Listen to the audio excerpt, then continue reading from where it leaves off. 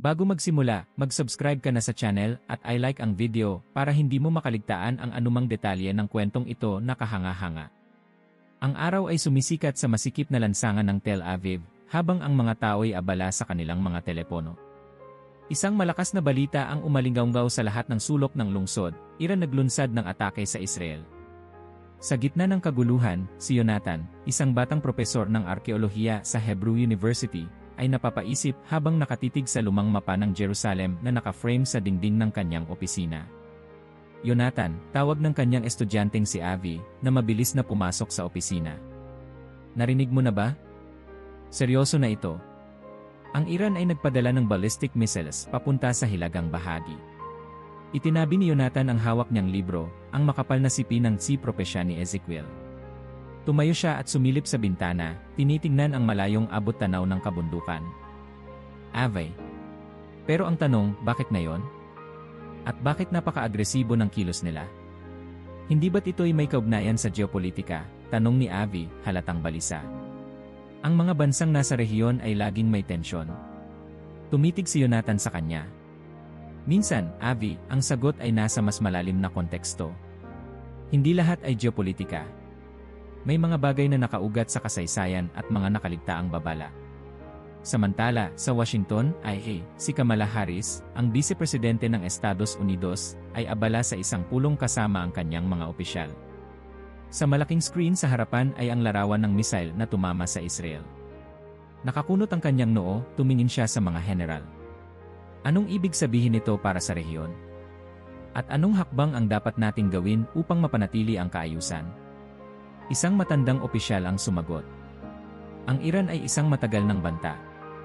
Pero tila ang kilos nila ngayon ay may ibang antas ng kaseryosohan.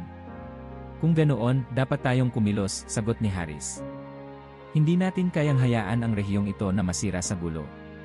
Pero hindi lang ito simpleng digmaan. Kailangan nating pag-isipan ang mas malawak na implikasyon. Habang ang mga pandaigdigang leader ay nag-uusap, sa kabilang panig naman ng mundo, si Rachel, isang historian at matalik na kaibigan ni Jonathan, ay nakaupo sa kanyang mesa sa Tel Aviv. Hawak niya ang isang lumang dokumento na tila naglalaman ng mahahalagang detalye. Kinuha niya ang telepono at tinawagan si Jonathan. Jonathan, nakita mo na ba ang mga balita? Tanong ni Rachel, habang ang boses niya ay puno ng kaba. Ang nangyayari ngayon ay tila eksaktong inilalarawan sa mga teksto ni Ezekiel. Ano ang ibig mong sabihin, Rachel? Sagot ni Jonathan, na tumayo mula sa kanyang mesa. May mga digmaan at tensyon sa rehiyong ito noon pa man. Hindi, Jonathan, sagot ni Rachel. May pattern. Sa mga talata ni Ezekiel, ang digmaan na tinatawag niyang Gog at Magog ay nagpapakita ng parehong taktika. Isipin mo, ang hilagang bahagi ng Israel, ang mga alyansa ng mga bansang nakapaligid. Hindi ba tila ito ang parehong kwento? Tahimik na sumagot si Jonathan. Kung totoo ang sinasabi mo, Rachel, baka ang kasaysayan ay nagsisimula ng magbalik. Ang tanong ay, handa ba tayo? Ang gabi sumapit sa Tehran, Iran, habang si Arash, isang mamamahayag na patagong nananampalataya, ay nagtatago sa isang tahimik na silid. Nagmamasid siya sa labas ng bintana kung saan nagtitipon ang mga tao sa lansangan, dala-dala ang mga bandila at mga sigaw ng protesta. Mabilis niyang binuksan ang telepono at tinawagan ang kanyang kapatid. Brod, anong balita? Tanong niya. Ang lugar dito ay puno ng mga rally. Hindi ko alam kung ano ang mangyayari. Arash, delikado ang lagay mo riyan. Narinig ko mula sa loob na ang plano nila ay mas malaki kaysa sa inaakala natin. Ang mga alyansa sa rehiyon ay kumikilos na. Hindi ito basta geopolitika, sagot ni Arash, mahina ang boses. Parang may mas malalim na plano.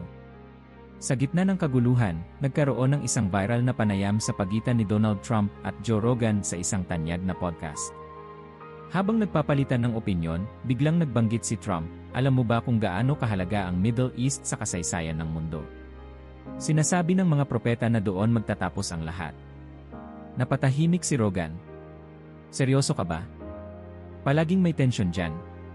Ano naman ang bago? Hindi ko alam ang lahat, sagot ni Trump.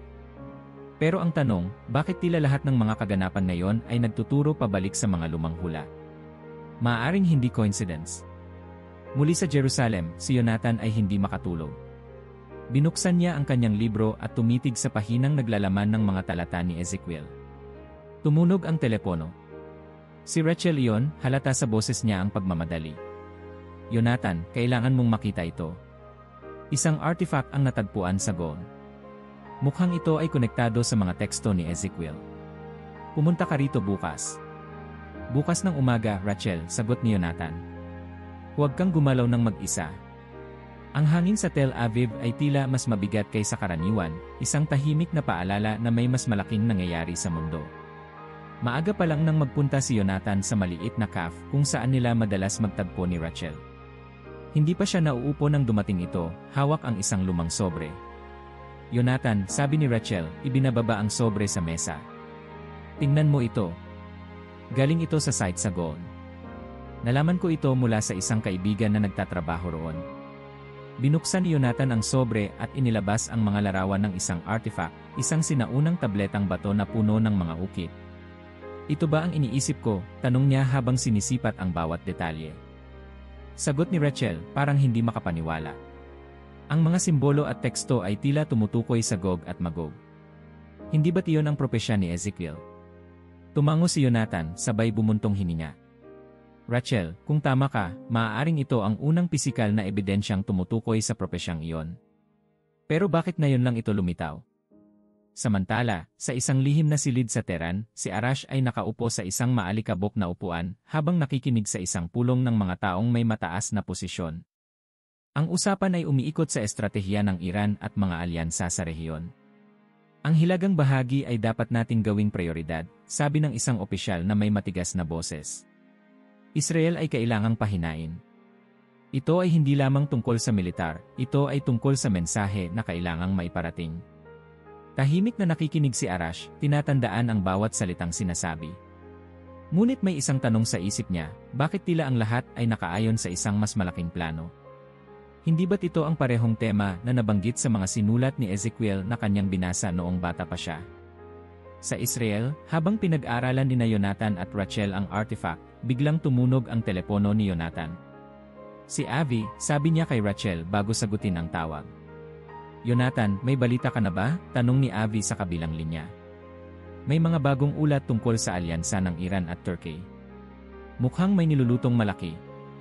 Ano ang ibig mong sabihin? Tanong ni Jonathan, habang si Rachel ay nakatingin sa kanya, nag-aabang ng sagot. Sinusundan ng mga media outlets ang galaw nila, sagot ni Avi. Pero sa palagay ko, may mas malalim pa rito. Hindi kaya ang mga bansa sa Hilaga ay naghahanda para sa isang mas malaking hakbang? Mag-ingat ka, Avi, sabi ni Jonathan. May pinag-aralan kami ni Rachel na maaaring konektado rito. Tawagan kita ulit kapag may malinaw na ako. Habang ang gabi lumalalim, si Rachel ay nagpatuloy sa pagbabasa ng mga sinaunang teksto habang si Jonathan ay tahimik na nag-iisip. Rachel, biglang sabi ni Jonathan, binasag ang katahimikan. Kung tama ang mga simbolo sa tabletang ito, ang mga kaganapan ngayon ay hindi lamang politika. May koneksyon ito sa mga bagay na hindi natin lubos na nauunawaan. Tumango si Rachel, seryoso ang ekspresyon. Ang tanong, Jonathan, ay paano natin ito ipapaliwanag sa ibang tao? Paano natin masisiguro na ang mundo ay makikinig bago mahuli ang lahat? Bago pa man sila makahanap ng sagot, isang mensahe ang dumating sa telepono ni Rachel. Isa itong email mula sa isang kontak niya sa ibang bansa. May bagong dokumento mula sa archives na maaaring may kaugnayan sa tabletang nakuha mo. Agad na pumunta sa Jerusalem para makita ito. Samantala, sa podcast ni Joe Rogan, isang kilalang eksperto sa kasaysayan ng relihiyon ang kanyang panauhin. Ang mga digmaan sa Middle East ay hindi bago, sabi nito. Ngunit kung titignan natin ang mga nakasulat sa propesya, tila may pattern na sumusunod sa kasaysayan. Naniniwala ka ba na ang mga nangyayari ngayon ay may kinalaman sa relihiyon? Tanong ni Rogan, halatang interesado. Hindi lamang relihiyon, sagot ng eksperto. Ito ay isang salamin ng nakaraan. Ang mga sinaunang sulat ay nagbibigay babala, ngunit tila inuulit ng mundo ang parehong pagkakamali. Sa Jerusalem, dumating sina Jonathan at Rachel sa isang maliit na library kung saan ang kontak ni Rachel ay naghihintay. Narito ang dokumento, sabi ng lalaking nakaitim na jacket. Iniabot ang isang makapal na lumang journal. Binuksan ito ni Rachel at natagpuan ang mga salitang tila pamilyar. Ito ang parehong simbolo, sabi niya, itinuturo ang isang pahina. Ang mga naunang nag-interpret ng mga teksto ni Ezekiel ay nagsabi na ang Gog at Magog ay magiging sentro ng isang malaking digmaan. Tumingin si Jonathan sa journal at bumasa ng malalim. Ang mga alyansa na ito, Iran, Turkey, at iba pang mga bansa. Parang eksaktong inilalarawan ang mga ito. Pero bakit ngayon lang lumalabas ang mga ebidensyang ito? Tanong ni Rachel. At ano ang ibig sabihin nito para sa hinaharap? Habang binubuo nila ang mga piraso ng misteryo, isang balita ang pumutok sa telebisyon sa library. Mga sundalo ng Iran, Turkey, at Russia nagtipon malapit sa border ng Israel. Ang mukha ni Jonathan ay hindi maipinta, habang si Rachel ay napaupo, tila nawalan ng lakas. Rachel, sabi ni Jonathan, halos pabulong, hindi na ito usapin ng kasaysayan. Ang hinaharap ay nagsisimula ng magbukas sa harap natin. Ang sikat ng araw sa Jerusalem ay tila hindi maipinta ng init ng tensyon na pumapalibot sa lungsod. Si Jonathan ay nakaupo sa loob ng kanyang maliit na apartment, nakatitig sa pahayagan sa kanyang harapan. Ang malapit na alyansa ng Iran, Turkey, at Russia nagdudulot ng pangamba, ang headline nito. Tumutunog ang telepono niya at sa kabilang linya ay si Rachel. Jonathan, boses ni Rachel, mabigat ang tono. Nakahanap ako ng mas malalim na koneksyon sa mga hula ni Daniel. Tila nabuhayan ng loob si Jonathan. Ano ang nahanap mo? Ang teksto mula sa Daniel 11, sabi ni Rachel, binabasa mula sa kanyang libro. Isang leader ang lilitaw, magtataguyod ng alyansa sa Israel, at magkukunwaring tagapagligtas. Pero ito'y magiging panimula ng malaking panlilinlang. Samantala, sa isang malaking lungsod sa Europa, isang tao ang tahimik na nagmamasid sa kanyang opisina sa mataas na gusali. Ang kanyang pangalan ay Alexander, isang kilalang negosyante at politiko na nagtatamo ng kasikatan dahil sa kanyang makataong proyekto. May hawak siyang ulat mula sa mga internasyonal na ahensya na naglalaman ng balita tungkol sa Middle East. Ang mundo ay magulo, bulong niya sa sarili habang nakangiti ng bahagya. At kapag magulo ang mundo, laging may pagkakataon para sa mga handang magdala ng kapayapaan. Sa Israel, si Jonathan at Rachel ay muling nagtipon sa isang lumang silid-aklatan upang pag-aralan ang mga bagong natuklasan. Sa harapan nila ay ang tabletang bato mula sa Gaon, katabi ang lumang journal na dala ni Rachel. Ang mga simbolo rito, sabi ni Jonathan habang itinuturo ang tabletang bato, ay tila tumutukoy sa isang pinuno na magpapakilala bilang tagapagligtas. Pero sa totoo, siya ang magdadala ng malaking pagkawasak. Ang tanong, sabi ni Rachel, tumititig sa journal, ay paano natin malalaman kung sino siya? Maraming lider ngayon ang nag-aangkin na kaya nilang dalhin ang kapayapaan. Sa kabilang panig ng mundo, si Alexander ay nagbigay ng talumpati sa United Nations. Ang mga hidwaan sa Middle East ay nangangailangan ng tunay na solusyon, sabi niya, ang boses niya ay puno ng karisma. Tayo ay dapat magkaisa para sa kapayapaan. Ang oras ay ngayon. Ang kanyang pananalita ay nagdala ng palakpakan mula sa mga lider ng mundo, habang ang kanyang pangalan ay mabilis na naging tanyag sa mga headline. Sa parehong oras, ang mga ordinaryong tao sa iba't ibang bansa ay napansin ang kanyang charisma at tila walang kapantay na husay sa pamumuno. Habang abala sa kanilang pagsasaliksik, si Jonathan at Rachel ay nakatanggap ng balita mula kay Avi. Jonathan, Rachel, sabi ni Avi sa isang video call, kailangan niyong makita ito. Inilapit niya ang kanyang laptop sa kamera, ipinapakita ang mga footage ng isang press conference. Sa screen, si Alexander ay nakikipagkamay sa mga opisyal mula sa Israel at ibang mga bansa sa Middle East. Ang mga alyansang ito, sabi ni Alexander, ay magdadala ng bagong bukas sa rehiyong ito. Kapayapaan ang ating layunin. Rachel, sabi ni Jonathan habang nakatingin sa screen, siya kaya ang leader na sinasabi ni Daniel. Tumango si Rachel, ngunit ang kanyang mga mata ay puno ng pag-aalinlangan. Kung siya nga, kailangan nating mag-ingat. Ang kanyang mga kilos ay tila perpekto, pero ito ay maaaring bahagi ng panlilinlang. Sa Tehran, si Arash ay patuloy na nakikipag-ugnayan sa mga lihim na grupo upang alamin ang mas malalim na plano ng rehiyon. Sa isang lihim na pulong, narinig niya ang isang mataas na opisyal na nagsabi, ang bagong leader na ito ay tila perpekto. Pero sa likod ng kanyang mga pangako ay may ibang agenda. Tila siya ay naghahanda para sa higit pa sa kapayapaan. Tahimik na tumayo si Arash, iniisip ang narinig. Kung tama ang mga propesya, sabi niya sa sarili, ang taong ito ang maaaring maging susi ng susunod na digmaan, hindi ng kapayapaan. Sa pagtatapos ng kabanata, si Jonathan ay muling tumingin sa tabletang bato habang si Rachel ay tahimik na nagbabasa. Kung si Alexander nga ang tinutukoy ng mga teksto, sabi ni Jonathan, ano ang susunod niyang gagawin? Iyan ang kailangan nating alamin, sagot ni Rachel. At kailangang magmadali tayo bago mahuli ang lahat. Ang mga ulap sa Jerusalem ay tila bumalot ng kakaibang lamig sa umagang iyon. Ang mga lansangan, bagamat abala tulad ng dati, ay may di maipaliwanag na katahimikan. Ang mga tao ay tila nag-aantabay sa hindi pa nalalaman, habang si Jonathan ay naghahanda para sa isa pang araw ng pagsusuri kasama si Rachel. Ngunit sa araw na ito, may kakaibang kabang nararamdaman si Jonathan, isang pakiramdam na hindi niya maipaliwanag. Ipagpapatuloy ko ngayon ang pagsusulat ng buong kabanata, 4 na may 6,000 salita. Magbibigay ako ng kumpletong naratibo kapag natapos. Saglit lang at isusulat ko ito ng detalyado para sa iyo. Ang araw sa Jerusalem ay sumikat ng walang bahid ng ulap, ngunit ang init nito ay tila hindi nadarama sa gitna ng tensyon sa lungsod. Sa maliit na apartment ni Jonathan, ang mesa ay puno ng mga libro, lumang mapa, at tabletang bato na kanilang natagpuan. Si Rachel ay nakaupo sa tabi ng bintana, pinagmamasdan ang abalang lansangan habang iniisip ang kahulugan ng kanilang mga natuklasan.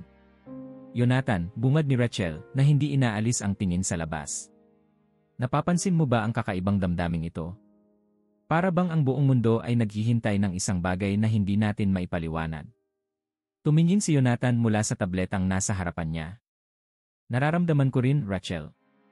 Parang tahimik bago ang bagyo. Sa kabilang panig ng mundo, ang pangalan ni Alexander ay patuloy na nagiging tanyag. Ang kanyang panukala para sa pandaigdigang kapayapaan ay nakakuha ng suporta mula sa mga makapangyarihang bansa.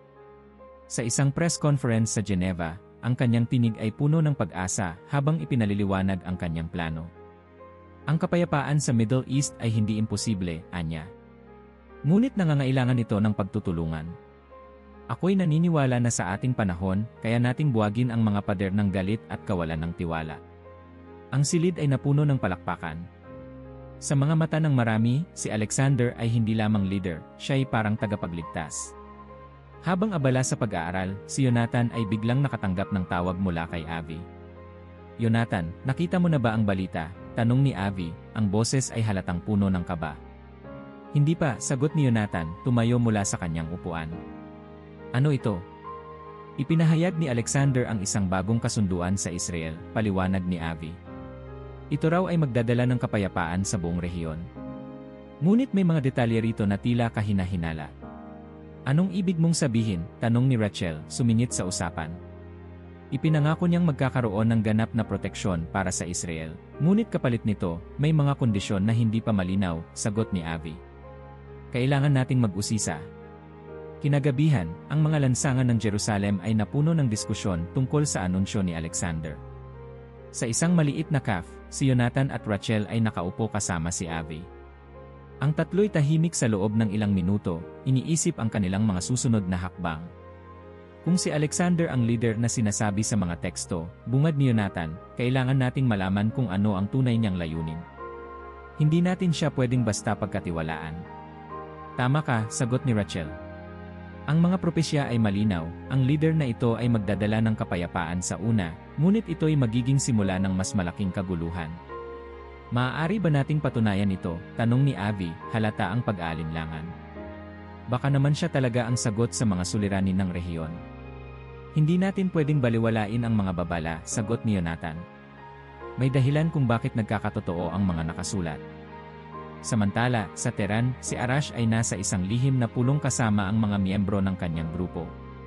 Nag-uusat sila tungkol sa implikasyon ng kasunduan ni Alexander. Hindi natin siya pwedeng pagkatiwalaan, sabi ng isang miyembro. Ang kanyang mga pangako ay tila napakaganda para maging totoo. Ngunit anong magagawa natin? Tanong ni Arash. Ang kanyang impluwensya ay lumalawak. Ang mga tao ay naniniwala na siya ang susi sa kapayapaan. Kung tama ang mga hula, sagot ng isa pa, siya ang magdadala ng panlilinlang. At kapag nangyari yon, magiging huli na ang lahat para sa atin. Sa Geneva, sa isang pribadong silid, si Alexander ay nakaupo sa isang malaking mesa, kasama ang kanyang mga tagapayo. Sa harapan nila ay isang mapa ng Middle East. Tumutok siya sa Israel, ang kanyang mga mata ay puno ng determinasyon. Ang susunod na hakbang ay siguruhin na ang kasunduan ay maisakatuparan, sabi niya. Kapag nakuha natin ang tiwala ng mga tao, ang lahat ng ating plano ay maisasakatuparan. Paano kung may humarang? Tanong ng isa niyang tagapayo. Ngumiti si Alexander. Walang makakaharang sa akin. Lahat ng ito ay bahagi ng mas malaking plano. Habang papalapit ang tag-init, ang kapaligiran sa Jerusalem ay nagiging mas tensyonado. Ang kasunduan ni Alexander ay nilagdaan na at ang mga tao ay hati ang opinyon. Ang ilan ay umaasa, samantalang ang iba ay nag-aalinlangan. Sa isang maliit na pulong sa bahay ni Jonathan, nagtipon ang ilang eksperto upang pag-usapan ang mga nangyayari. Kung totoo ang mga nakasulat sa Daniel, sabi ng isa, ang kasunduan na ito ang simula ng 7 taon ng kaguluhan. Ngunit paano natin masisiguro? Tanong ng isa pa. Hindi ba't baka ito lamang ay coincidence? Walang coincidence, sagot ni Rachel. Ang mga simbolo, ang mga kaganapan, lahat ng ito ay nagtuturo sa parehong direksyon. Isang gabi, habang tahimik na nagbabasa si Jonathan sa kanyang silid, tumunog ang kanyang telepono. Si Rachel iyon, at ang kanyang boses ay puno ng takot. Jonathan, kailangan mong pumunta rito. May natuklasan akong bago. Sa kanilang muling pagtatagpo, ipinakita ni Rachel ang isang bagong dokumento mula sa archives. Ang tekstong ito ay nagpapahiwatig na ang leader na magdadala ng kapayapaan ay magpapakita ng kanyang tunay na intensyon sa loob ng 3 taon at kalahati. Kung totoo ito, sabi ni Jonathan, kailangan nating magmadali. Ang oras ay nauubos. Ang gabi ay tahimik sa Jerusalem, ngunit ang katahimikan ay tila nagtatago ng isang sigaw na malapit ng sumabog. Si Jonathan ay naglalakad sa makitid na mga lansangan patungo sa isang lihim na pulong na inorganisa ni Rachel. Kasama ang ilang mga eksperto, tatalakayin nila ang tumitinding sitwasyon sa rehiyon at ang kanilang mga natuklasan tungkol sa propesya. Rachel, tawag ni Jonathan nang makarating sa lugar, isang maliit na silid-aklatan na halos puno ng mga tao. Anong balita? Ang oras ay nauubos, Jonathan, sagot ni Rachel, ibinababa ang isang lumang mapa sa lamesa. Ang mga galaw ni Alexander ay lalong nagiging kahina-hinala. May mga ulat na nagsasabi na ang kanyang alyansa sa Israel ay may mga kondisyon na hindi pa inilalantad sa publiko. Tahimik na tumango si Jonathan, ngunit ang ekspresyon ng kanyang mukha ay puno ng pangamba. Kung ito ang simula ng tribulasyon na sinasabi ni Daniel, kailangan nating maghanda. Hindi na ito usapin lamang ng akademya, ito na ang ating realidad. Sa Geneva, si Alexander ay muling nagsalita sa harap ng United Nations. Mga kaibigan, anya, ang kanyang boses ay puno ng karisma. Narating na natin ang unang hakbang tungo sa kapayapaan. Ngunit ang tunay na hamon ay nasa ating kakayahang magkaisa para sa hinaharap. Habang siya'y nagsasalita, ang mga lider ng iba't ibang bansa ay nakikinig ng tahimik, ngunit sa likod ng kanilang mga mata ay may halong pag-aalinlangan. Sa ilalim ng makintab na mga salita ni Alexander, may nararamdamang bigat, isang hindi maipaliwanag na tensyon. Sa loob ng kanyang pribadong opisina matapos ang talumpati, nakaupo si Alexander kasama ang kanyang mga tagapayo. Ang kanyang mukha ay malamig at ang kanyang boses ay naging mabigat. Siguraduhin niyong walang makakagambala sa ating mga plano. Ang bawat hakbang ay kailangang maisakatuparan ng walang pagkakamali. Sa Jerusalem, ang tensyon ay lalong tumindi. Isang malaking protesta ang naganap sa harap ng Knesset, ang parlamento ng Israel. Ang mga tao ay hati ang opinyon tungkol sa kasunduan ni Alexander. Ang ilan ay umaasa na ito ang simula ng bagong panahon, habang ang iba ay naniniwala na ito ay isang patibong. Sa gitna ng kaguluhan, isang sundalong Israeli na nagngangalang Eli ang nakatanggap ng impormasyon mula sa isang lihim na operatiba. May bagong alyansa na binubuo sa Hilaga, sabi ng kanyang kontak sa telepono. Hindi ito tungkol sa kapayapaan, ito ay tungkol sa digmaan. Anong ibig mong sabihin? Tanong ni Eli, tumingin sa paligid upang siguraduhin walang nakakarinig. Ang alyansa sa pagitan ng Iran, Turkey, at Russia ay mas malalim kaysa sa iniisip ng mundo. May plano silang lusubin ang Israel kapag hindi nila nakuha ang nais nila. Habang patuloy ang pagsiklab ng tensyon, si Jonathan at Rachel ay nakatanggap ng isang ulat mula kay Avi. Jonathan, sabi ni Avi sa kanilang video call. May bagong impormasyon tungkol sa mga galaw ni Alexander. May mga sundalo na nagpapalakas ng presensya sa paligid ng Jerusalem. Hindi na ito maaring baliwalain, sabi ni Rachel. Ang mga propesya ay nagsasabi na ang malaking digmaan ay magsisimula sa paligid ng lungsod na ito. Kung ganoon, sabi ni Jonathan, tumayo mula sa kanyang upuan, kailangan nating hanapin ang tunay na intensyon ni Alexander bago pa mahuli ang lahat. Sa Tehran, si Arash ay patuloy na nagsasagawa ng mga lihim na pananaliksik. Sa kanyang mga nakalap, natuklasan niyang may mga dokumento na nagdedetalye ng plano ng kanyang gobyerno na makipagtulungan sa alyansa ni Alexander. Sa isang lihim na pulong kasama ang kanyang kapatid, sinabi niya, kung totoo ang mga plano nila, ang digmaang ito ay magdadala ng mas malaking kapahamakan kaysa sa inaakala natin. Kailangan mo bang ipagpatuloy ito, Arash? Tanong ng kanyang kapatid. Ang ginagawa mo ay masyadong mapanganib. Wala akong pagpipilian, sagot ni Arash, ang kanyang mga mata ay puno ng determinasyon. Kung totoo ang lahat ng ito, ang hinaharap ng mundo ay nakasalalay sa ating mga pagkilos ngayon. Sa kasagsagan ng mga kaganapan, si Alexander ay muling nagbigay ng pahayag, sa pagkakataong ito ay sa harap ng libu-libong tao sa Jerusalem. Ang mundo ay nagdurusa dahil sa pagkakawatak-watak, anya. Ngunit tayo ay may kakayahang paghilumin ito. Sama-sama tayong magtayo ng bagong panahon ng pagkakaisa. Ang kanyang mga salita ay nagdala ng pag-asa sa marami, ngunit kay Jonathan at Rachel, ito ay tila tunog ng babala. Ito ang simula, sabi ni Rachel habang pinapanood ang talumpati sa telebisyon. Ang panlilinlang ay nagsisimula ng kumalat. Kinagabihan, sa gitna ng katahimikan, biglang umalinggaw ang sirena sa buong lungsod. Ang mga tao ay nagmadaling pumunta sa mga silungan habang ang balita tungkol sa isang hindi inaasahang atake mula sa hilaga ay kumalat.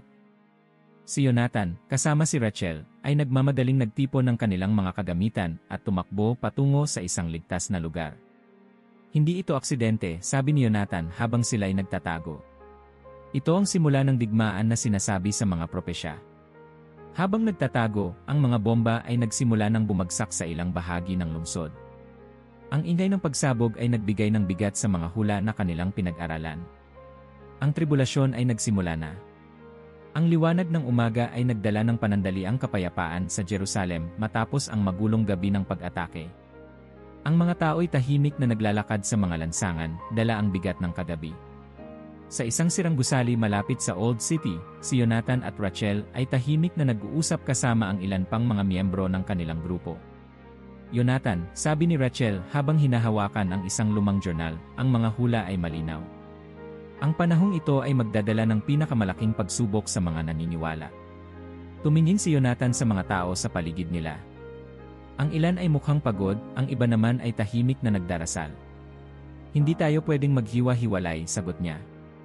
Kung totoo ang sinasabi ng mga propesya, ang pagkakaisa natin ang magiging sandigan ng ating pananampalataya. Sa labas ng Jerusalem, sa isang maliit na nayon sa Galilea, si Eli, ang sundalong Israeli, ay nagtipon ng isang lihim na grupo ng mga mananampalataya. Kasama niya ang kanyang mga kaibigan at mga kapwa sundalo na tahimik na tumutulong sa mga tao na maitaguyod ang kanilang seguridad. Sa isang madilim na silid, nagsimula siyang magsalita. Ang mundo ay nagbabago sa harapan natin, anya. Ang mga kaganapan ay tila nakaukit na sa kasaysayan, ngunit tayo ay may kalayaang pumili kung paano tayo tutugon. Hindi tayo dapat magpadala sa takot. Isang batang babae mula sa grupo ang nagsalita. Eli, paano natin malalaman kung ano ang tama? Ang mga tao sa paligid natin ay naniniwala na si Alexander ang tagapagligtas. Hindi ang kanyang mga salita ang dapat nating pagtuunan ng pansin, sagot ni Eli. Kundi ang kanyang mga gawa. Tignan natin ang mga palatandaan sa paligid. Ang kasinungalingan ay laging nagtatago sa ilalim ng magandang anyo. Samantala, sa Tehran, si Arash ay patuloy na nakikipag-ugnayan sa kanyang mga lihim na koneksyon. Sa kanyang silid, binabasa niya ang mga ulat tungkol sa mga paggalaw ng alyansa sa hilaga ng Israel. Ang digmaan ay nagsimula na, sabi niya sa sarili. Ngunit ang tunay na laban ay hindi sa mga armas, kundi sa paniniwala. Ang kanyang kapatid ay pumasok sa silid, dala ang isang tasa ng tsa. Arash, bakit ka nagbubuwis ng buhay para sa mga bagay na ito? Ang ating pamilya ay nagbabayad ng halaga ng iyong mga aksyon. Tayo'y bahagi ng mas malaking larawan, sagot ni Arash. Kung hindi natin ilalabas ang katotohanan, sino ang gagawa nito?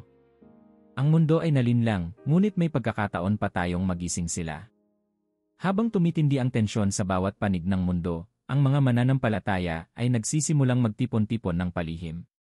Sa ilalim ng mga bituin sa isang burol sa labas ng Jerusalem, si Jonathan, Rachel, at Eli ay nag-organisa ng isang lihim na pagtitipon.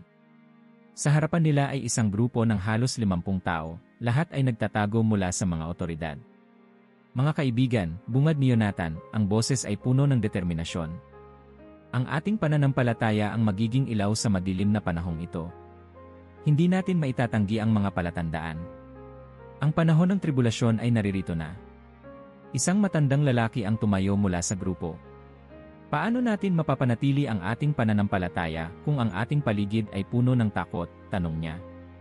Tumayo si Rachel at tumingin sa lahat. Ang sagot ay nasa ating pagkakaisa. Kung tayo'y magtutulungan, hindi tayo matatalo ng takot. Ang ating panalangin ay magiging sandata laban sa kasinungalingan. Habang ang mga pagtitipon ay patuloy na nagaganap sa iba't ibang lugar, ang alyansa ni Alexander ay nagiging mas agresibo. Sa mga pahayag niya sa telebisyon, hinihikayat niya ang buong mundo na magkaisa sa ilalim ng isang sistema. Ang ating mundo ay nangangailangan ng leader na kayang magdala ng tunay na kaayusan, sabi ni Alexander sa isang malaking pagpupulong sa New York. Hindi natin kayang mabuhay sa kawalang kasiguraduhan. Ang panahon ng bagong kaayusan ay narito na. Ngunit sa likod ng kanyang mga salita ay isang plano na hindi pa nakikita ng karamihan. Ang kanyang mga tagapayo ay naglalatag ng mga hakbang upang gawing sa pilitan ang isang bagong sistema ng pagkakakilanlan para sa lahat ng tao. Sa ilalim ng sistemang ito, ang sinumang hindi sumunod ay maaalis sa sistema ng ekonomiya at lipunan. Sa Jerusalem, si Rachel ay muling nakatanggap ng balita mula kay Avi.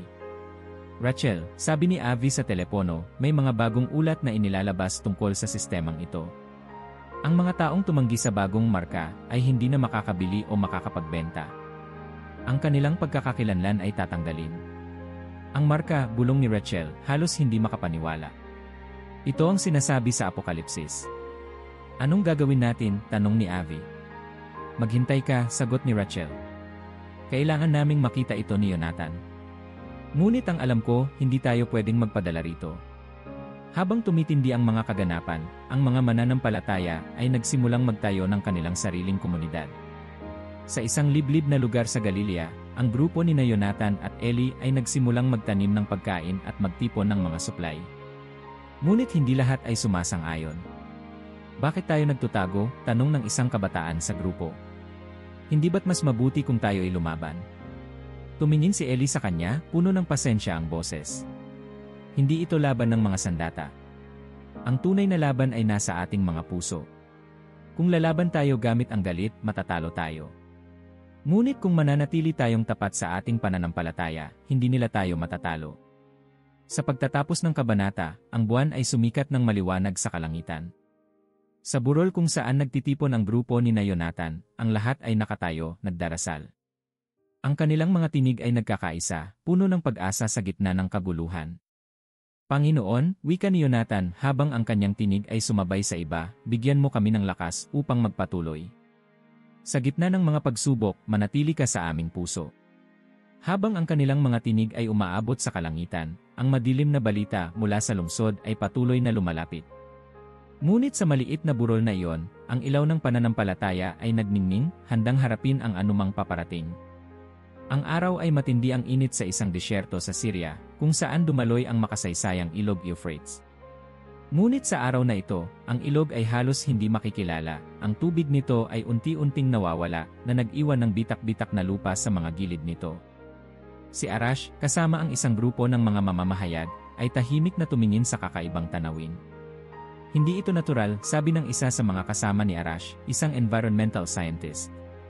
Ang bilis ng pagbaba ng tubig ay tila hindi maipaliwanag ng normal na mga dahilan. Tahimik na sumagot si Arash, kung totoo ang mga propesya, ang pagkatuyong ito ay may mas malaking kahulugan kaysa sa ating naiisip. Sa Jerusalem, si Jonathan ay nakatanggap ng balita mula kay Rachel. Jonathan, bungad ni Rachel sa kanyang tawag, ang Euphrates nagsisimula ng matuyo. Ang mga ulat mula sa Syria ay nagkakaisa sa pagsasabing ito ay hindi pangkaraniwang pangyayari. Tumigil si Jonathan sa kanyang ginagawa at tumingin sa tabletang bato na nakapatong sa kanyang mesa. Rachel, sabi niya, ang Apokalipsis ay nagsasabing ang pagkatuyong ito ay maghahanda ng daan para sa mga hari ng silangan. Kung totoo ang lahat ng ito, ang susunod na mangyayari ay maaaring magdala ng mas malaking kaguluhan. Sa Damascus, si Alexander ay muling nagtipon ng kanyang mga tagapayo. Sa kanilang harapan ay isang mapa ng Middle East na may malinaw na marka sa ilog Euphrates. Ang kanyang tinig ay puno ng otoridad habang nagsalita. Ang pagbabagong ito ay isang pagkakataon, sabi ni Alexander. Ang pagkatuyo ng ilog ay magbibigay daan sa atin upang mapabilis ang ating mga plano. Siguruhin niyo na ang mga bansa sa silangan ay kasama sa ating alyansa. Paano kung may mga kumontra? Tanong ng isa sa kanyang tagapayo. Ngumiti si Alexander, ngunit ang kanyang ngiti ay may halong malamig na intensyon. Walang makakakontra sa ating layunin. Ang bawat balakid ay aalisin. Habang nagaganap ang mga lihim na plano ni Alexander, sa Galilea, ang grupo ni Jonathan at Eli ay patuloy na naghahanda. Ngunit ngayong umabot na sa kanila ang balita tungkol sa Euphrates, ang grupo ay nagtipon upang pag-usapan ang kahulugan nito. Ang pagkatuyo ng ilog ay isang palatandaan, sabi ni Rachel habang nakatayo sa harap ng grupo. Hindi natin maaaring baliwalain ang mga kaganapan. Ang mga propesya ay nagsasabi na ito ang hudyat ng mas malaking pagsalakay mula sa silangan. Kung ganoon, sabi ni Eli, kailangan nating palakasin ang ating komunidad. Ang digmaan ay hindi na isang tanong ng kung, kundi ng kailan. Samantala, si Arash ay nagpatuloy sa kanyang pagsisiyasat. Sa isang malayong lugar malapit sa Euphrates, natagpuan niya ang isang grupo ng mga sundalo mula sa silangan na tahimik na nagtatayo ng kampo. Lumapit siya sa isa sa kanyang mga kontak upang magtanong. Anong ginagawa nila rito? Tanong ni Arash, ang boses ay mababa upang hindi marinig ng iba. Ang sabi nila, sagot ng kontak, naghahanda sila para sa isang malaking operasyon. Ang pagkatuyo ng ilog ay nagbibigay sa kanila ng daan upang maabot ang kanluran ng mas mabilis. Nag-isip si Arash, ang kanyang puso ay bumibigat sa kaba. Kung ganoon, tama ang mga hula. Ang digmaan ay malapit na. Sa Geneva, si Alexander ay nag-anunsyo ng isang bagong alyansa na kinabibilangan ng mga bansa sa silangan. Ang kanyang talumpati ay puno ng mga pangakong magdadala ng kapayapaan, ngunit sa likod ng kanyang mga salita ay ang plano para sa ganap na kontrol. Ang pagkatuyong ito ay isang paalala na ang kalikasan ay hindi maghihintay para sa atin, anya. Ngunit kung tayo'y magkaisa, kaya nating kontrolin ang ating kinabukasan. Habang siya'y nagsasalita, si Jonathan at Rachel ay nanonood mula sa kanilang tirahan sa Galilea. Ang kanyang mga salita ay puno ng pagkukunwari, sabi ni Jonathan. Ngunit hindi natin maikakaila ang kanyang impluensya. Jonathan, sagot ni Rachel, kailangan nating malaman ang susunod niyang hakbang. Kung hindi, mawawala ang anumang pagkakataon nating maipahayag ang katotohanan. Sa pagtatapos ng kabanata, ang Euphrates ay patuloy na natutuyo at ang mga puwersa ng silangan ay nagsisimulang magtipon. Sa maliit na burol sa labas ng Jerusalem, si Jonathan, Rachel, at Eli ay tumingin sa malayong tanawin. Ang kanilang mga puso ay puno ng pangamba, ngunit ang kanilang pananampalataya ay nananatiling matatag. Ang ilog ay natuyo at ang daan ay nabuksan, sabi ni Jonathan.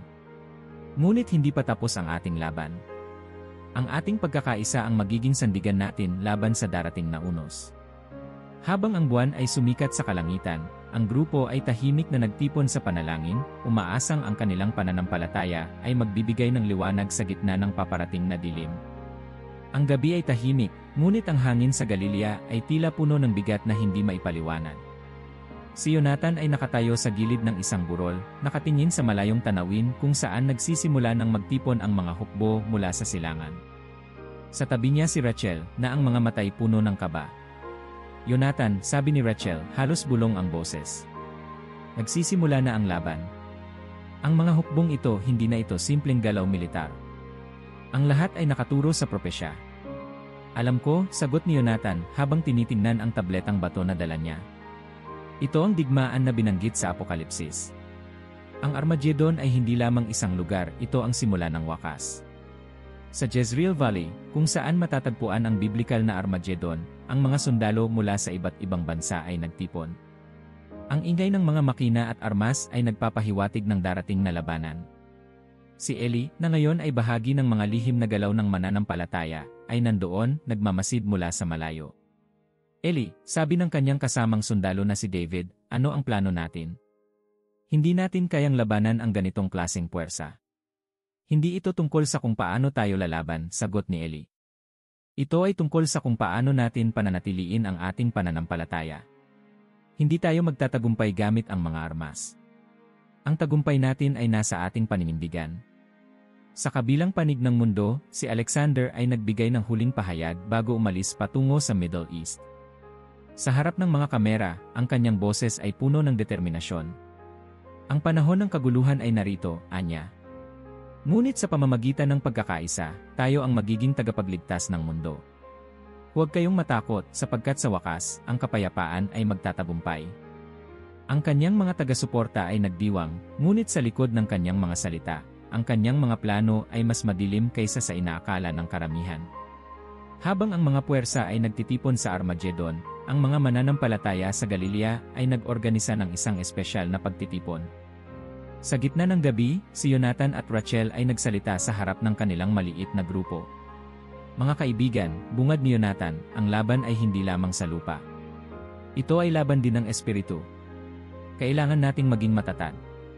Ang ating pananampalataya ang ating magiging sandata. Ngunit paano tayo makakasiguro na tayo ay magtatagumpay? Tanong ng isa sa mga miyembro. Ang puwersa nila ay napakalaki. Sumagot si Rachel, ang boses ay puno ng tapang. Ang tagumpay ay hindi nasusukat sa dami ng sundalo o armas. Ito ay nasa pagkakaisa ng ating paniniwala at sa pagtitiwala sa plano ng Diyos. Sa Jezreel Valley, nagsimula ang digmaan. Ang mga bomba ay bumagsak sa lupa, ang ingay ng mga armas ay umalingaw-ngaw sa buong rehiyon. Ang lupa ay yumanig habang ang mga hukbo mula sa silangan ay sumugod sa gitna ng kaguluhan. Si Eli, kasama ang ilang mga sundalo, ay nagtatago sa isang sira-sirang gusali, iniisip kung paano sila makakaligtas. Eli, sabi ni David, hindi na tayo pwedeng magtagal dito. Kailangan nating umalis bago tayo maipit. Tumango si Eli. Alam ko. Pero kailangan din nating tiyaking mailigtas ang mga sibilyan sa paligid. Habang sila'y nag-uusap, isang pagsabog ang yumanig sa kanilang paligid, na halos nagpatumba sa kanila. Umalis na tayo ngayon, sigaw ni Eli habang tinutulungan si David na makatayo. Sa Jerusalem, si Arash ay lihim na naglalakbay patungo sa Armageddon upang makita ang nangyayari. Sa kanyang kamay ay isang dokumento na kanyang natagpuan, isang plano mula sa alyansa ni Alexander na nagdedetalye ng kanilang mga layunin. Kung totoo ang lahat ng ito, sabi ni Arash sa sarili, habang nagmamaneho, ang digmaan na ito ay hindi lamang tungkol sa teritoryo. Ito ay isang simulang hakbang para sa kanyang ganap na kontrol sa mundo. Habang ang digmaan ay patuloy, si Jonathan at Rachel ay nanatili sa kanilang lugar sa Galilea, nagdarasal kasama ang iba pang mga mananampalataya. Ang kanilang mga panalangin ay hindi lamang para sa kanilang kaligtasan, kundi para sa mga taong nasa gitna ng labanan. Panginoon, wika ni Jonathan, bigyan mo kami ng lakas upang manatiling tapat sa iyo. Sa kabila ng kaguluhan, ikaw ang aming kanlungan. Sa Jezreel Valley, habang ang digmaan ay patuloy na lumalala, isang kakaibang liwanag ang biglang lumitaw sa kalangitan. Ang liwanag ay napakaliwanag na tila pinahinto ang labanan. Ang mga sundalo mula sa magkabilang panig ay napatingin sa kalangitan, na parang may nadarama silang kakaibang presensya. Si Eli, na nakatingin din sa liwanag, ay halos mapaluhod. Ito na ang simula ng wakas, bulong niya. Ang Diyos ay kumikilos na.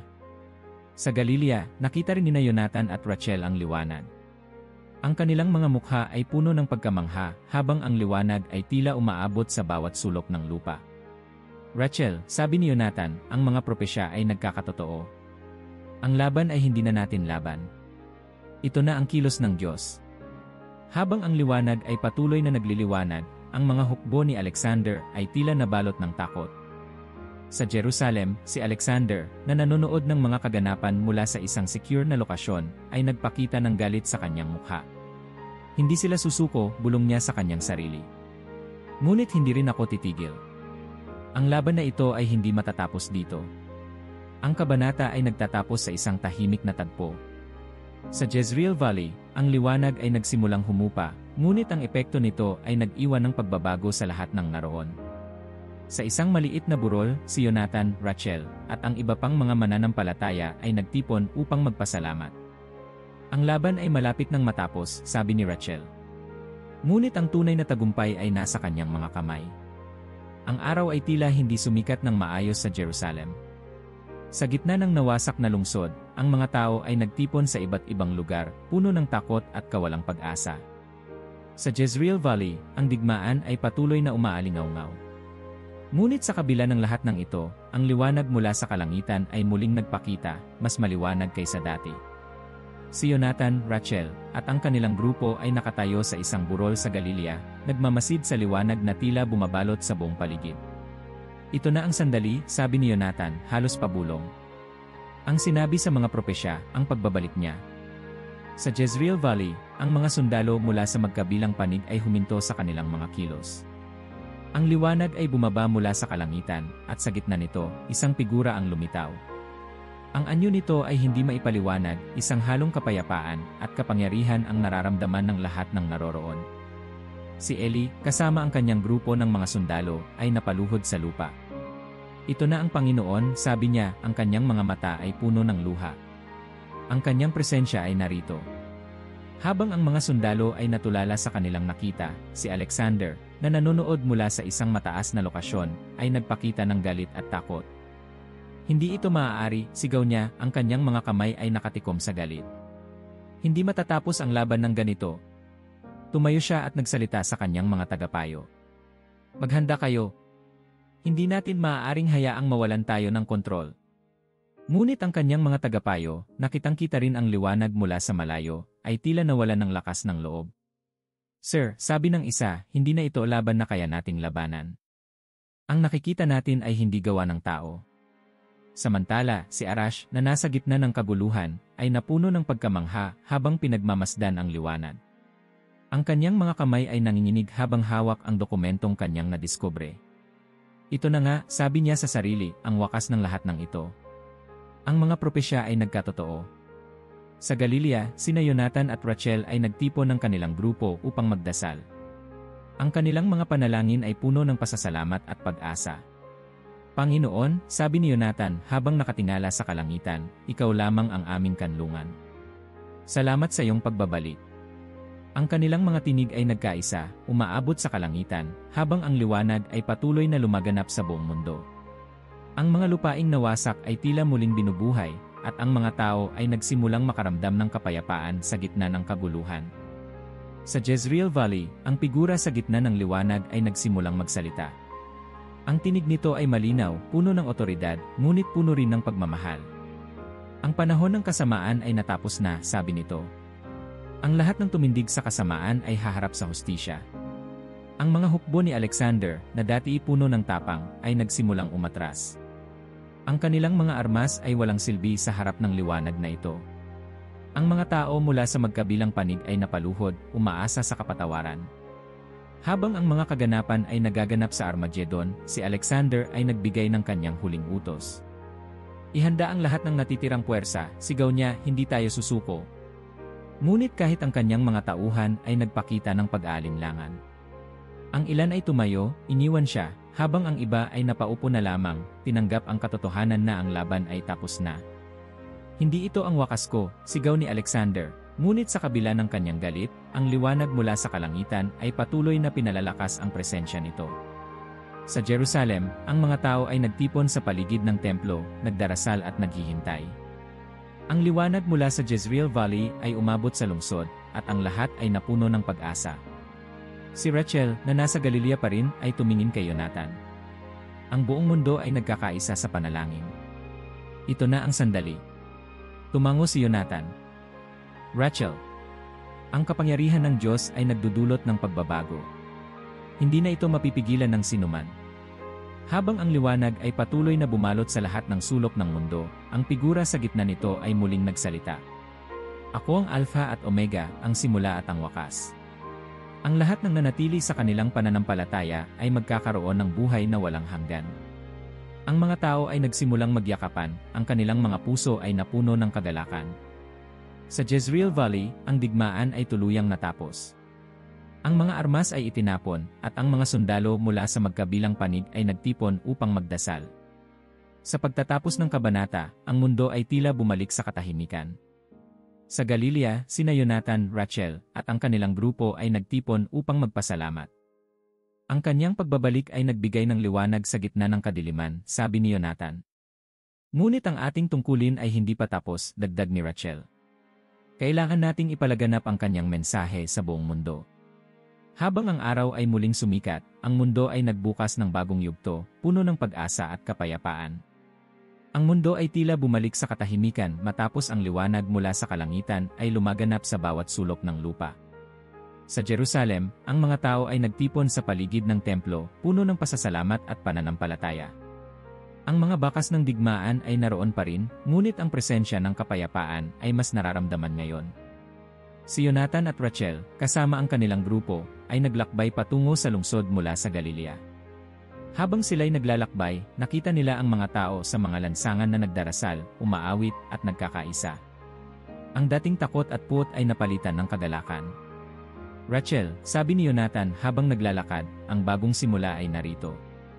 Ang mga propesya ay nagkatotoo. Ngunit ang hamon sa atin ay kung paano natin pananatiliin ang liwanag na ito. Hindi ito magiging madali, sagot ni Rachel, ang boses ay puno ng determinasyon. Ngunit ito ang misyon natin ngayon, ang ipalaganap ang kanyang mensahe sa bawat sulok ng mundo. Sa Jezreel Valley, kung saan naganap ang huling labanan, ang lupain minsang nabahira ng dugo ay nagsimulang magbago. Ang mga damo ay muling tumubo at ang hangin ay naging sariwa. Si Eli, na nanatiling naroroon, ay naglakad sa gitna ng lambak, pinagmamasdan ang pagbabago. Ang digmaan ay tapos na, sabi niya sa sarili. Ngunit ang tunay na laban ay nasa ating mga puso, ang pagtitiyak na ang kasamaan ay hindi na muling magbabalik. Habang ang mundo ay nagsisimula ng maghilom, si Alexander ay tuluyang nawala mula sa eksena. Ang kanyang mga tagasunod ay nagkawatak-watak, at ang kanyang pangalan ay naging simbolo ng panlilinlang. Ngunit ang marka ng kanyang pagkilos ay naiwan, isang paalala sa lahat ng tao kung paano ang kasamaan ay maaaring magtago sa ilalim ng maskara ng kapayapaan. Sa isang lihim na lugar, si Arash ay nagtipon ng kanyang mga tala at dokumento. Nagpasya siyang isulat ang lahat ng kanyang nasaksihan upang ang mga susunod na henerasyon ay matuto mula sa nakaraan. Ang kasaysayan ay hindi dapat maulit, sabi niya habang sinusulat ang kanyang unang pahina. Ang mga tao ay kailangang manatiling mapagbantay. Sa Jerusalem, si Jonathan at Rachel ay nakarating sa templo kung saan libu-libong tao ang nagtipon upang magpasalamat. Ang mga tinig ng koro ay umaabot sa langit, puno ng pasasalamat sa pagbabalik ng Panginoon. Si Jonathan ay tumingin sa paligid, pinagmamasdan ang mga mukha ng mga tao, mga mukha na dati puno ng takot, ngunit ngayon ay napalitan ng pag-asa. Ang templo ay muli ng buhay, sabi ni Rachel habang nakatayo sa tabi ni Jonathan. Ito ang sentro ng ating pananampalataya, ang paalala na ang Diyos ay laging narito sa ating piling. Sa malalayong lugar ng mundo, ang pagbabago ay naramdaman din ang mga bansa na dati nag-aaway ay nagsimula ng mag-usap. Ang mga leader ay nagsama-sama upang magplano para sa isang bagong hinaharap. Ngunit sa kabila ng mga pagbabago, may natirang mga hamon. Sa isang pulong sa Geneva, isang leader ang tumayo upang magtanong, paano natin masisigurado na ang bagong mundo ay hindi muling masisira ng kasamaan? Isang matandang babae ang sumagot, ang sagot ay hindi sa sistema o batas. Ang sagot ay nasa ating mga puso, ang pananampalataya, ang pagmamahal, at ang pagkakaisa. Habang nagaganap ang mga pagbabagong ito, ang kalikasan ay nagpakita rin ng bagong anyo. Ang mga ilog na natuyo ay muling bumaha, ang mga kagubatan ay muling tumubo, at ang hangin ay naging masariwa. Ang mundo ay tila muling nilikha, isang bagong simula para sa sangkatauhan. Sa Galilea, ang grupo ni Jonathan ay bumalik sa kanilang burol upang magtipon. Ang kanilang maliit na komunidad, na minsang nagtatago mula sa kaguluhan, ay ngayon ay puno ng kagalakan. Ang kanilang mga panalangin ay muling umabot sa langit, ngunit sa pagkakataong ito, ang mga panalangin ay puno ng pasasalamat. Sa huling araw ng kanilang pagtitipon, si Jonathan ay tumayo sa gitna ng grupo. Ang bagong mundo ay nasa ating harapan, sabi niya. Ngunit ang tunay na pagbabago ay hindi lamang nasa paligid natin, kundi nasa loob din natin. Ang liwanag na ito ay dapat nating panatilihin.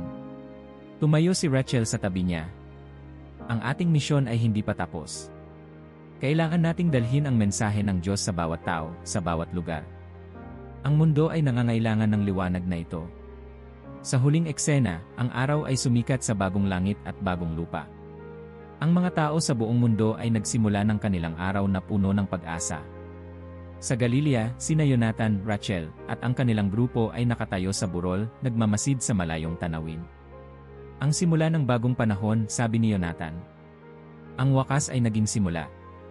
Habang ang kanilang mga tinig ay nagkaisa sa panalangin, ang mundo ay tuluyang nagbuka sa bagong yugto nito, isang yugto na puno ng pag-asa, pananampalataya, at pagmamahal. Ang araw ay sumikat sa bagong mundo, ngunit sa pagkakataong ito, ang liwanag nito ay tila mas maliwanag, mas malinis.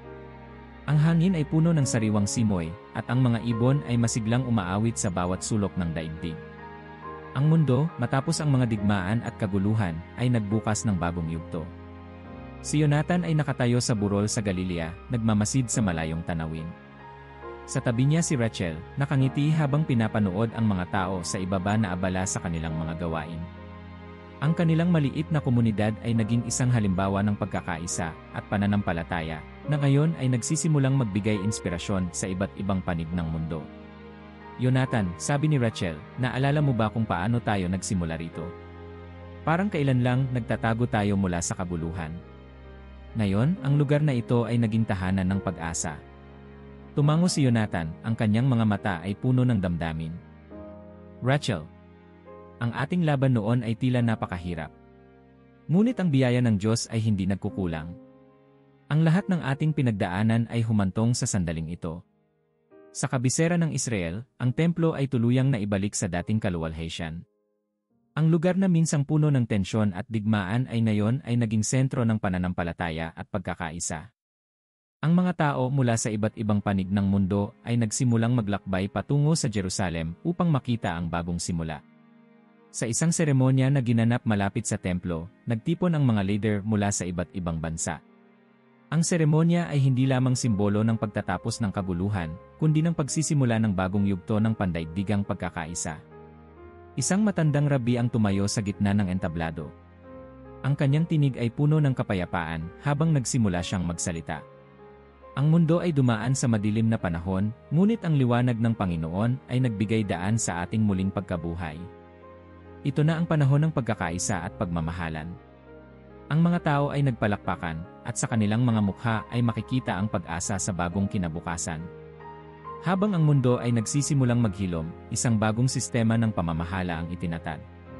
Ang mga bansa ay nagkaisa upang bumuo ng isang pandaigdigang konseho na magbibigay ng gabay sa mga desisyong makakaapekto sa buong mundo. Ang konseho ay binuo ng mga leader na kilala sa kanilang integridad at pananampalataya. Sa unang pagpupulong ng konseho, si Jonathan at Rachel ay inimbitahan bilang mga tagapayo mula sa komunidad ng Galilea. Ang kanilang pananaw, na binuo mula sa mga aral ng nakaraan, ay naging mahalaga sa pagbuo ng mga bagong patakaran. Hindi natin dapat kalimutan ang ating pinagdaanan, sabi ni Jonathan sa harap ng konseho. Ang ating tagumpay ay hindi dahil sa lakas ng tao, kundi dahil sa ating pananampalataya at pagkakaisa. Ito ang dapat nating tandaan habang binubuo ang bagong mundo. Sa isang liblib na lugar sa Middle East, si Arash ay patuloy na nag-ingat ng mga tala ng kasaysayan ng digmaan at ng pagbabalik ng Panginoon. Ang kanyang mga isinulat ay naging inspirasyon para sa mga tao sa kanyang rehiyon. Isang araw, isang grupo ng kabataan ang dumalaw sa kanyang tahanan upang magtanong tungkol sa kanyang mga karanasan. Arash, tanong ng isang batang lalaki, bakit mo isinulat ang lahat ng ito? Ngumiti si Arash at tumingin sa malayo. Ang kasaysayan ay isang guro, anya. Kapag nakalimutan natin ang nakaraan, inuulit natin ang parehong pagkakamali. Ang mga talang ito ay paalala na ang kasamaan ay laging nandyan, ngunit ang kabutihan at pananampalataya ang laging nagwawagi. Sa iba't ibang bahagi ng mundo, ang mga tao ay nagsimulang magtayo ng mga komunidad na nakatuon sa pagbabahagi ng pananampalataya at pagmamahal. Ang mga dating kaaway ay nagsimulang magkasundo, at ang mga sugatang puso ay unti-unting gumaling. Sa Galilea, ang komunidad ni Jonathan ay nagpatuloy sa kanilang misyon na magturo sa mga tao ng mga aral mula sa kanilang mga karanasan. Isang araw, dumating si Eli, na ngayon ay isa ng pinuno ng isang bagong grupo ng mga tagapagtanggol ng pananampalataya. Jonathan, Rachel, sabi ni Eli, ang inyong komunidad ay naging halimbawa para sa lahat. Nais kong dalhin ang inyong mga aral sa iba pang bahagi ng mundo. Tumango si Rachel, ang kanyang mga mata ay puno ng tuwa. Eli, ang misyon natin ay hindi lamang sa lugar na ito. Ang mundo ay nangangailangan ng liwanag na ito. Sama-sama nating dadalhin ito. Habang lumilipas ang mga taon, ang bagong mundo ay patuloy na lumago. Ang mga teknolohiya ay ginamit upang palaganapin ang pananampalataya at kaalaman. Ang kalikasan, na minsang nasira ng kasakiman ng tao, ay muling bumangon. Ang mga ilog ay naging malinis, ang mga kagubatan ay bumalik, at ang lupa ay muling nagbigay ng sagana. Sa Jerusalem, ang templo ay naging sentro ng pandaigdigang pananampalataya. Ang mga tao mula sa iba't ibang relihiyon ay nagkaisa upang magdasal at magpasalamat sa bagong simula. Isang gabi, habang nagtitipon ang grupo ni Jonathan sa Galilea, isang matandang lalaki ang tumayo upang magbigay ng huling mensahe. Ang mundo ay muling bumangon mula sa abo, anya. Ngunit ang liwanag na ito ay dapat nating ingatan. Ang kasamaan ay laging nandyan, naghihintay ng pagkakataon. Ngunit habang ang ating pananampalataya ay matatag, hindi ito magtatagumpay. Ang mga tao ay tumayo, nagkaisa sa kanilang panalangin. Habang ang kanilang mga tinig ay umaabot sa kalangitan, ang liwanag ng buwan ay bumalot sa kanila, isang simbolo ng patuloy na presensya ng Diyos. Sa pagtatapos ng lahat, ang mundo ay nagising sa bagong araw na puno ng pag-asa at pagmamahal. Si Jonathan at Rachel, kasama ang kanilang komunidad, ay nakatayo sa burol, pinagmamasdan ang malayong tanawin. Ang bagong mundo ay nasa ating harapan, sabi ni Jonathan, ang kanyang tinig ay puno ng kagalakan. Ang wakas ay naging simula. Habang ang araw ay sumikat sa bagong langit at bagong lupa, ang lahat ng nilalang ay nagalak, puno ng pag-asa sa walang hanggang pagmamahal ng Diyos. Kung nakarating ka hanggang sa dulo ng video na ito, gusto kong malaman. Mag-iwan ng komento sa ibaba gamit ang salitang pagkabuhay. Sa ganitong paraan, malalaman kong kasama kita sa kahanga-hangang paglalakbay na ito. Huwag kalimutang i-like, i-share, at mag-subscribe sa channel para sa mas marami pang ganitong content. Excited na akong makita ang mga komento mo.